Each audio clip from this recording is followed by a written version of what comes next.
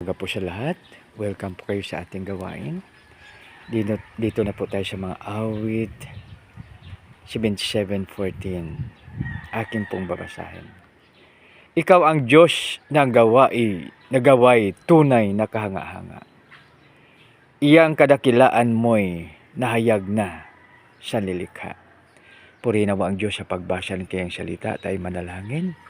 Panginoon, maraming salamat po na kami po ay nagising dahil inalalayan mo po kami. Lord, maraming salamat po. Sa pangalan ni Jesus na aming payong tagapagligtas. Amen and amen. Ikaw ang Diyos na ang gaway tunay na kahanga-hanga. Iyong kadakilaan mo'y ihayag na ng nilikha. Mga kaibigan, dito po sa first line, si Lord ay napakaganda ang kanyang ginawa, no? Mga himala, no? Ang sakit ay paglalapit sa kanya, anumang sakit natin ay kayang-kaya dahil siya ang naglikha sa atin. Ibig sabihin, walang imposible sa kanya. Siya ay nagpapagaling ng may karamdaman. Tapos dito sa sunod, iyang kadakilaan mo'y nahayag na sa nilikha.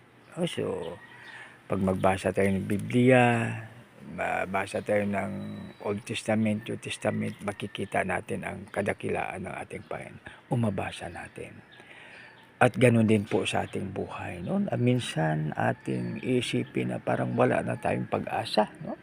Subalit sa ating Panginoon, walang imposible. No? Kaya makibigan, anuman ang mangyari sa atin, huwag tayong ma-stress. Huwag tayong mamroblema.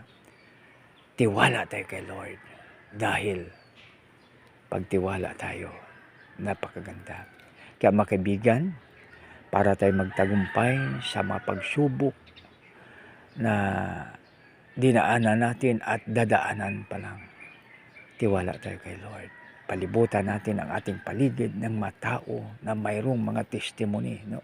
Mayroong patutuo kung gaano sila iniligtas ng Lord sa anumang klaseng problema o kaya challenge o kaya pagsubok na dinadaanan. Kaya makibigan, babasahin ko muli yung ating binasa kanina, no, na